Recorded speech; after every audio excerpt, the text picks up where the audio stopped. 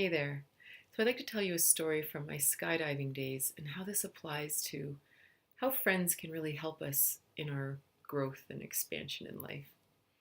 So a friend of mine called me the other day and she was really struggling because, she had gotten a divorce, she was needing to move and she'd been very, comfortable or happy in her current life and really needing to take that next step. What's interesting is my perspective as her friend, I really saw her as this really adventurous, free spirit who was really capable of anything. Like this woman is an amazing, amazing woman who just has passion and life in everything she does.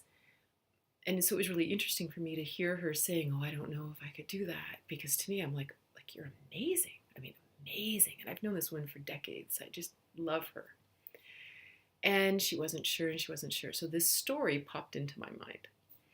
So I don't know, it's probably 25, maybe 30 years ago. I used to go skydiving. And, maybe it was a bucket list. Maybe I was just 20 and immortal. But my soon to be husband at that time, the two of us decided to go skydiving. The first time I ever went, we did all this training, what the chute looks like, how do we do it, how do we land. It's very thorough. Then we go up in the plane and it's, your heart's pounding, it's terrifying, and then they open the door and then you have to get out on the wing. We were only jumping from 3,000 feet, only 3,000 feet.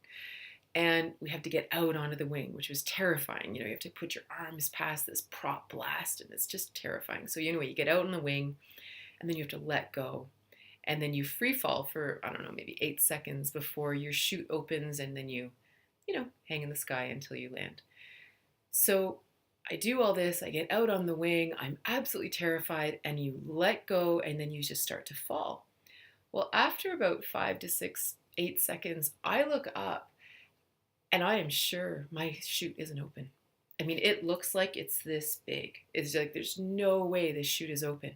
Well, I start screaming, right? Because I don't know what the stats are, but maybe it takes 15 seconds to hit the ground at 3,000 feet. I don't know. And then you're just instantly buried. It's really bad. So I am screaming. I'm kicking my legs. I'm doing everything I can to possibly get this chute to open because it is not opening and I am losing my mind. So we have a radio on us here, but it's only one way. The guy on the ground can't hear me, which is obviously for good reason. He can't hear me, but I can hear him. So I'm screaming, swearing, losing my mind, just don't know what to do. And all of a sudden, I hear him say through the radio, "All right, well, pull on your right lever and turn to the right."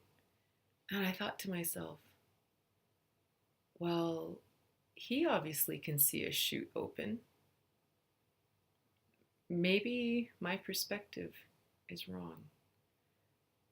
If he can see some billowing chute at 3,000 feet, then maybe I need to just trust him.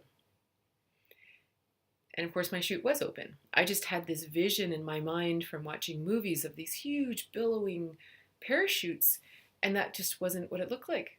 It was different, and I'd never done it before, and it didn't look right to me, or it wasn't what I thought it was going to look like. So obviously, I landed safely and did it many, many more times again. So I was telling my friend this story, and I just said to her, I said, honestly, as your really good friend, I know you're totally capable of this. I can see your chutes open, whether you can or not.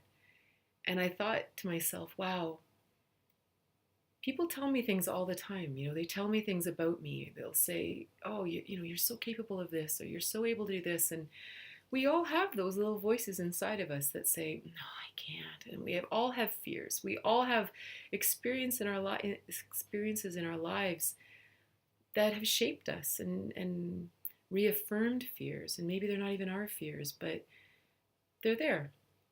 And they hold us back and they cheat us of potential growth and that courage to take that different fork in the road.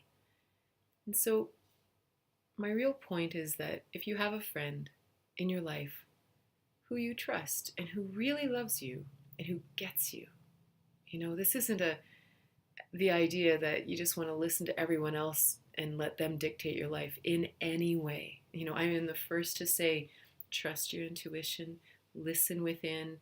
If no one around you agrees with you, trust within. I believe that fully. But there are also times to listen to your friends.